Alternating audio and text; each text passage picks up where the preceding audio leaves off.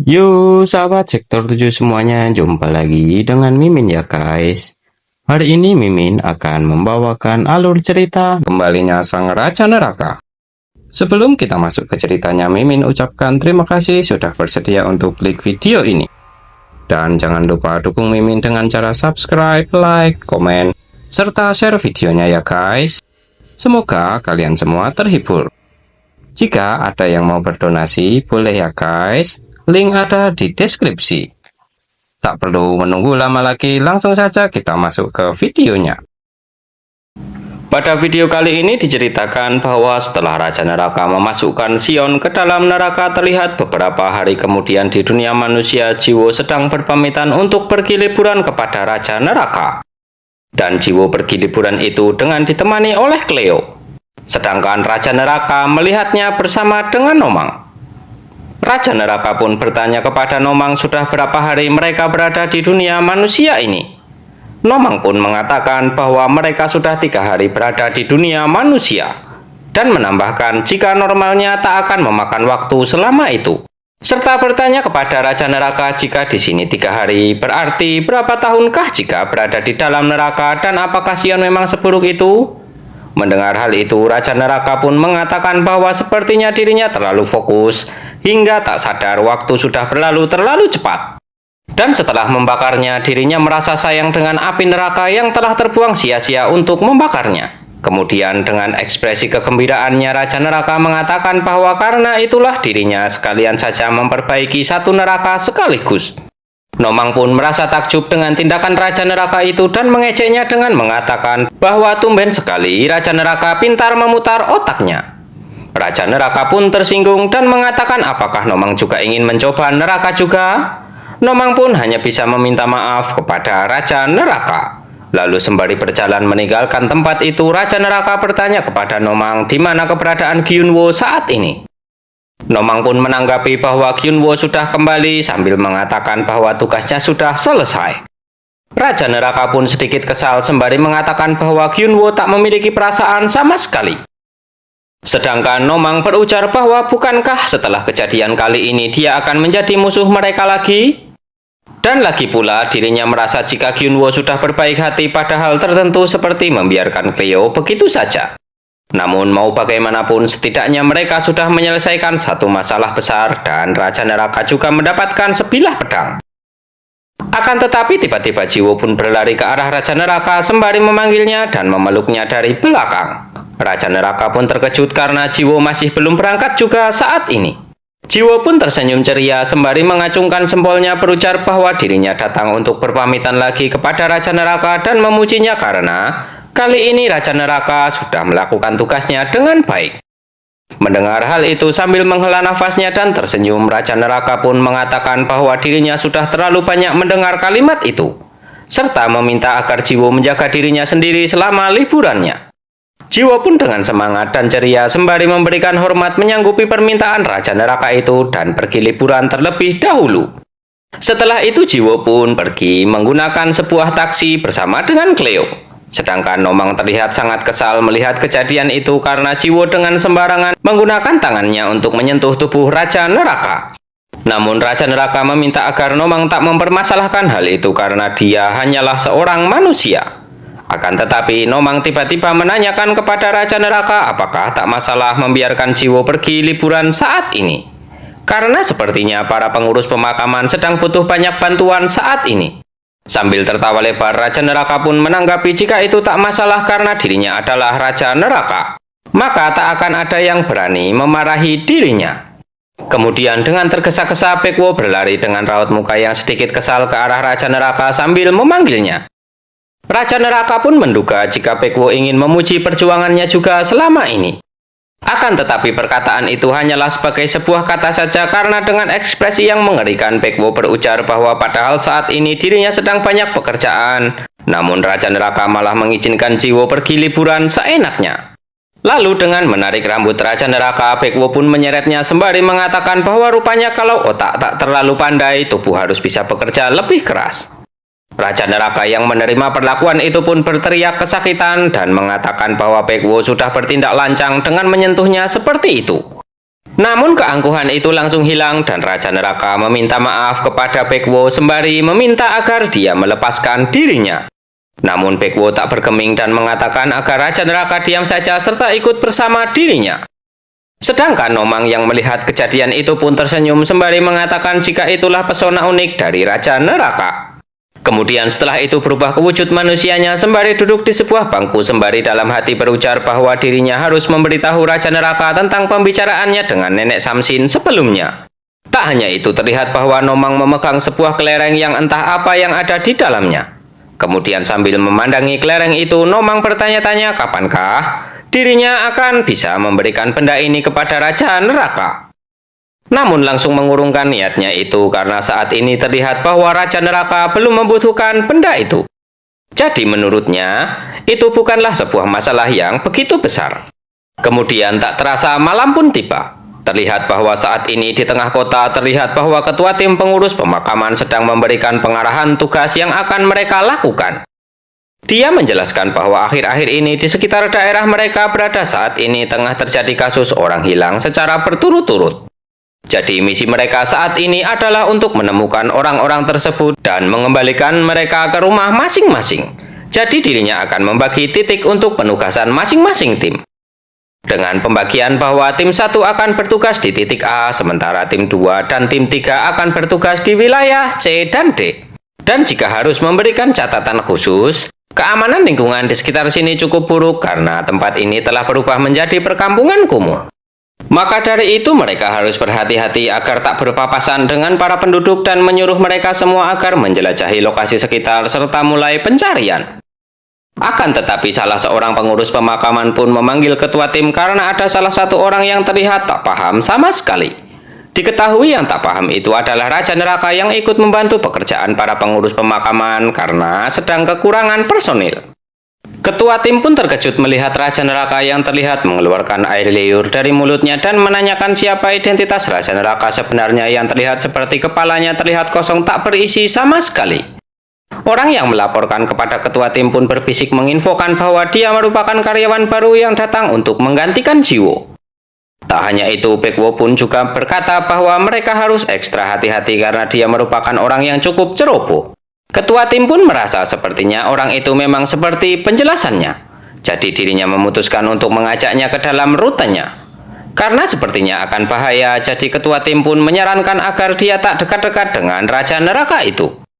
Setelah itu, ketua tim pun menyerukan kalimat agar mereka semua berpencar yang menandakan bahwa misi mereka dimulai. Bersamaan dengan hal itu, mereka semua pun pergi sesuai dengan pembagian tempat sebelumnya. Lalu pengurus pemakaman yang pergi bersama dengan Raja Neraka pun berujar bahwa meskipun Raja Neraka terlihat bodoh, sepertinya tak masalah selama dia bukanlah orang yang aneh. Namun baru saja dirinya mengatakan hal itu, dia mendengar bahwa Raja Neraka sedang berbicara sendiri sambil tersenyum ceria. Sontak hal itu membuat dirinya terkejut karena Raja Neraka ternyata adalah orang yang aneh. Kemudian mereka bertiga pun berpatroli bersama. Dan ketua tim mendapatkan laporan bahwa wilayah A2 dan B1 tidak ada masalah sama sekali serta menyuruh mereka untuk terus melapor jika terjadi sesuatu. Sedangkan orang yang bersama dengan ketua tim dan Raja Neraka pun terlihat khawatir dengan menanyakan kepada ketua tim apakah mereka tak salah arah pergi ke tempat itu. Karena tempat itu terlihat agak jauh dari wilayah penempatan mereka sebelumnya. Si ketua tim pun beralasan jika itu semua wajar saja karena mereka kemari bukan untuk melakukan pencarian. Pasti orang-orang yang lain akan menemukan mereka yang hilang. Dirinya hanya bekerja untuk meningkatkan kualifikasi saja karena jabatan sebagai petinggi pengurus pemakaman akan membantu dirinya saat mewarisi pembagian saham perusahaan. Jika bukan karena ayahnya yang menyuruhnya, dirinya tak akan mau datang ke lingkungan busuk ini. Mendengar hal itu, Raja Neraka pun merespon dengan mengatakan bahwa ketua tim memang benar-benar seperti sampah hingga membuat dirinya ingin mengeluarkan tongkat Harry Potter-nya. Ketua tim pun terlihat kesal mendengar kata-kata dari Raja Neraka itu, dan tak sampai di situ saja terlihat ada seorang kakek-kakek yang berlari terpincang-pincang ke arah ketua tim.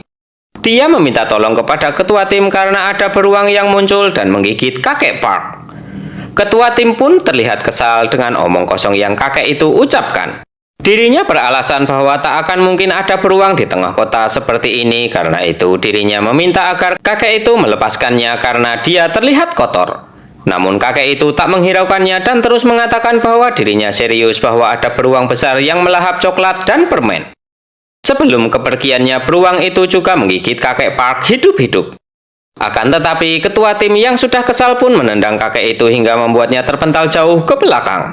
Kemudian mengatakan bahwa berani-beraninya pengemis gila sepertinya menempel kepada dirinya. Lalu membersihkan tangannya menggunakan sebuah lap sembari mengatakan kepada Raja Neraka bahwa Baekwo telah meminta mereka untuk memperlakukan Raja Neraka secara khusus. Jadi pasti ada orang lain yang melindungi Raja Neraka di belakangnya. Dirinya tak suka bertarung seperti anak kecil, jadi dirinya meminta agar Raja Neraka berhenti memelototinya seperti itu. Terlihat bahwa saat ini Raja Neraka sedang ditutup mulutnya oleh orang yang bersamanya agar tak berbicara ngelantur lebih banyak lagi. Kemudian setelah itu ketua tim pun memasuki mobilnya sembari mengatakan bahwa tatapan Raja Neraka itu seperti seseorang yang mau menerkam mangsanya. Dirinya tak tahu Raja Neraka berasal dari keluarga mana, namun orang-orang dengan situasi yang sama tak usah bersikap munafik seperti itu. Kemudian menambahkan bahwa dirinya akan kembali setelah jam bertugas selesai. Jadi orang yang bersamanya itu diminta agar menjaga Raja Neraka sampai dirinya kembali ke tempat ini. Orang itu pun mengerti dan meminta agar menyerahkan situasi itu kepada dirinya. Dan setelah itu si ketua tim itu pun pergi dari sana menaiki mobil pribadinya. Akan tetapi pengurus pemakaman yang bersama dengan Raja Neraka itu pun terlihat sangat kesal dengan mengatakan bahwa sepertinya Raja Neraka sudah gila dengan menyela perkataan dari ketua tim. Bisa-bisa dia akan mendapatkan teguran ke depannya. Namun dirinya terlihat lebih kesal karena melihat Raja Neraka sedang berbicara sendiri lagi. Padahal sebenarnya sejak tadi Raja Neraka sedang bicara dengan Nomang yang diminta untuk menyiapkan dahan kayu yang lentur untuknya.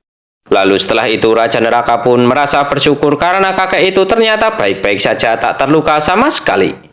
Kemudian mengangkat kakek itu sembari mengatakan bahwa dirinya bangga kepadanya yang bahkan tak menangis sama sekali.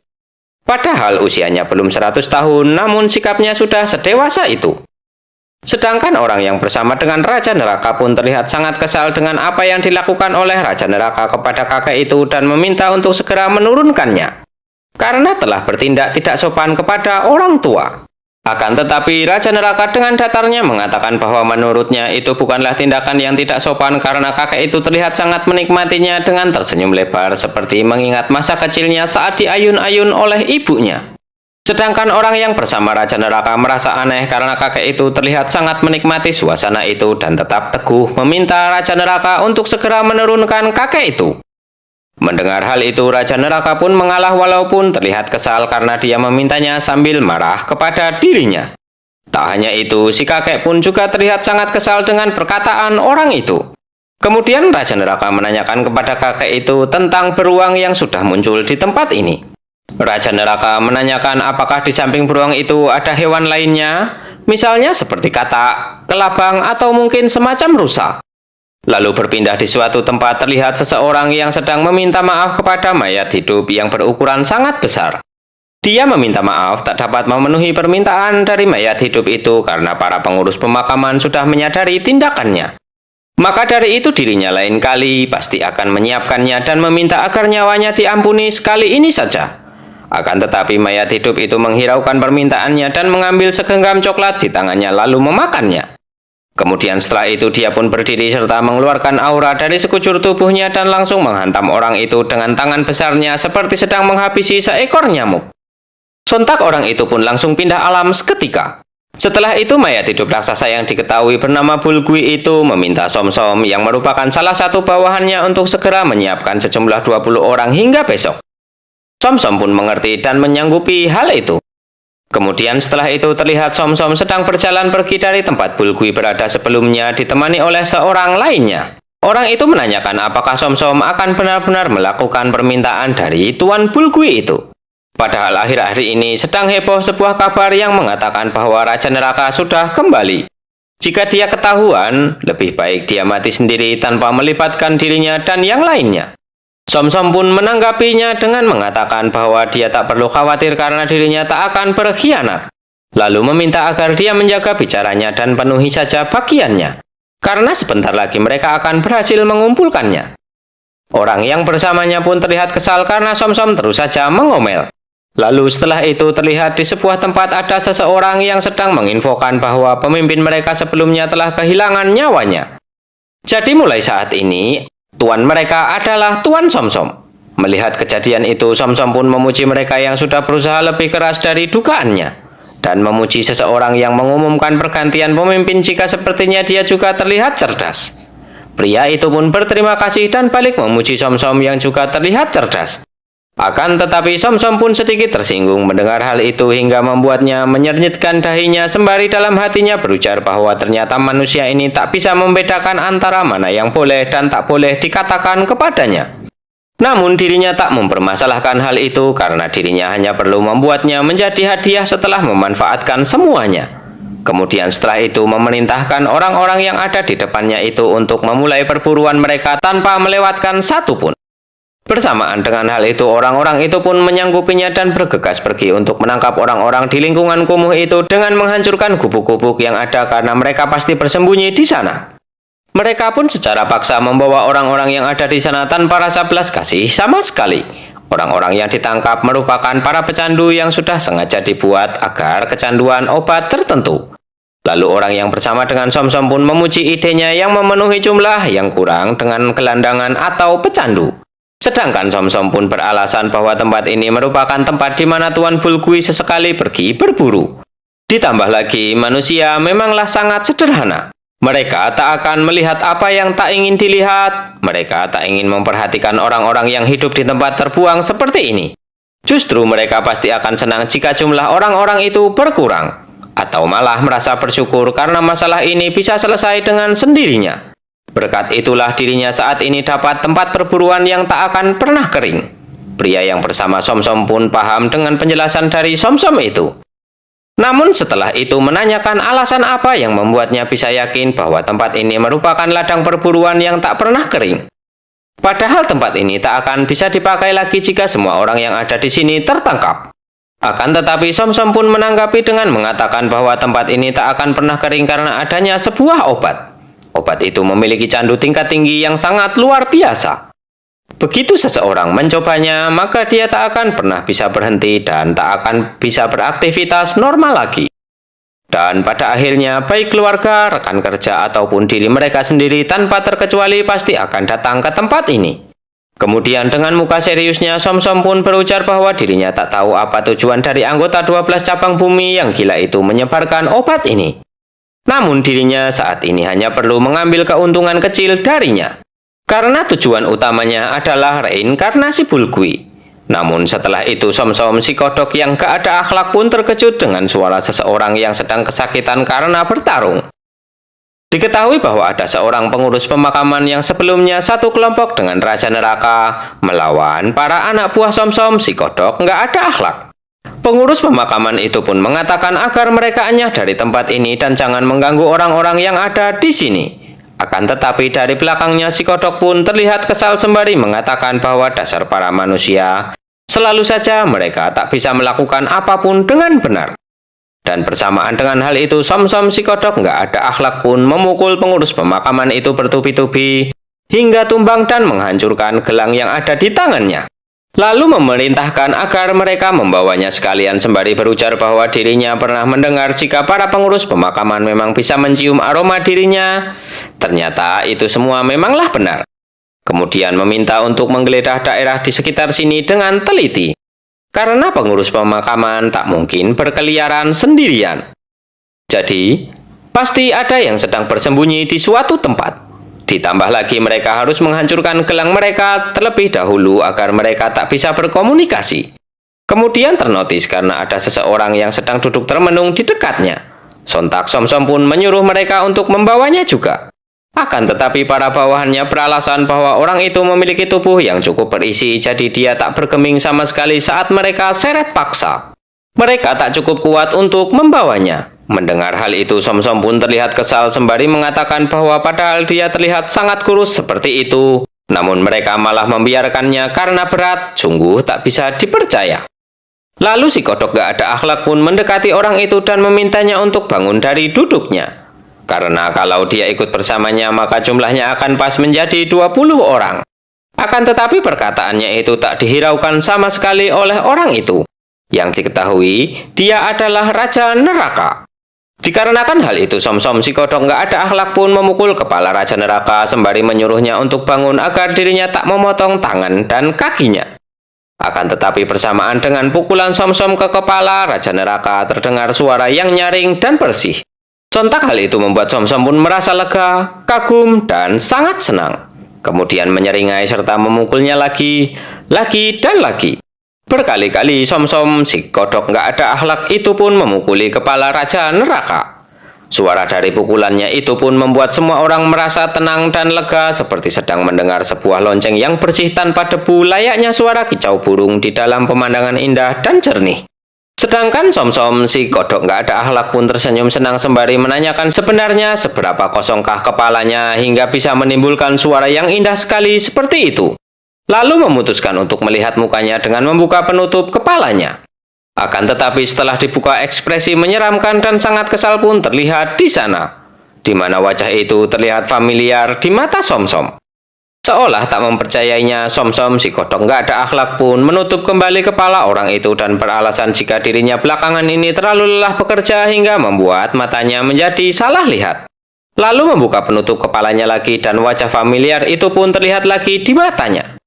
Akan tetapi Somsom si kodok nggak ada akhlak itu pun berusaha tak mempercayai apa yang dirinya lihat dengan beralasan bahwa semua yang dilihat oleh mata itu belum tentu benar. Lagi pula jika dia merupakan Raja Neraka pasti akan tercium aroma peppermint darinya. Lalu Somsom pun mencoba untuk mencium aroma tubuh orang itu yang ternyata aroma peppermint terpancar keluar dari tubuhnya. Sontak hal itu membuatnya terkejut setengah mati sambil berteriak bertanya kenapa Raja Neraka ada di sini. Mendengar teriakannya itu, pria yang bersama dengan Somsom pun menanyakan ada masalah apa hingga dia berteriak seperti itu lalu mendekat ke arah mereka berdua. Pria itu menduga bahwa semua itu gara-gara orang yang tak mau bangun itu, kemudian menyuruhnya untuk bangun sembari memukul kepala Raja Neraka seperti yang dilakukan oleh Somsom sebelumnya. Pria itu memukulnya berkali-kali sembari mengatakan bahwa dia harus bangun karena Tuan Somsom adalah iblis mengerikan yang tak takut dengan apapun, bahkan para gangster saja takut kepadanya. Akan tetapi tindakan pria itu membuat Somsom mengeluarkan keringat dingin karena ketakutan setengah mati dengan apa yang akan terjadi setelah ini. Sedangkan pria yang memukul kepala Raja Neraka pun terlihat sangat lega dan puas setelah melakukan hal itu. Dirinya mengatakan bahwa ternyata memang seperti ucapan Tuan Somsom bahwa kepalanya memang sangat kosong. Namun Somsom merasa kesal karena dia sengaja melakukan hal itu lalu memukuli pria itu berkali-kali. Kemudian setelah itu Raja Neraka pun bangun dari duduknya sembari melepaskan penutup kepalanya dengan aura yang mengerikan, serta membuat Somsom si kodok nggak ada akhlak pun tak berkutik dengan wajah yang dipenuhi oleh keringat dingin bercucuran. Lalu dengan canggung menyapa Raja Neraka serta menanyakan bagaimana kabarnya saat ini. Sambil tersenyum penuh arti sembari memegangi kepalanya, Raja Neraka berkata, entahlah kabarnya baik atau tidak, karena dirinya tak begitu mengingatnya. Kemudian dengan muka yang kesal serta urat-uratnya yang keluar dari wajahnya karena kemarahan yang tak tertahankan berkata bahwa mungkin lupa ingatan itu dikarenakan oleh kepalanya yang kosong tak berisi apa-apa seperti kata Somsom sebelumnya. Bagaimanakah kelanjutan ceritanya? Kita lanjutkan di video berikutnya ya guys. Terima kasih sudah menonton. Jumpa lagi dan bye-bye.